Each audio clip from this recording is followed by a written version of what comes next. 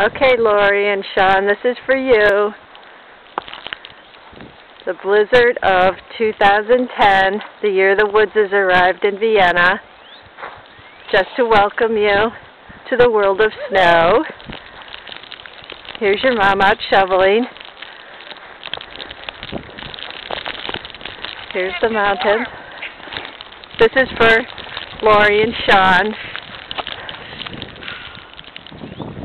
There's your grandma and grandpa's car, and a sidewalk that's not quite done yet, but that's due later to be done.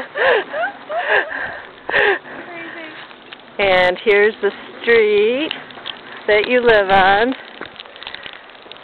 completely empty and snow-covered. And Park Street, completely quiet. There you go. 2010. Remember the date.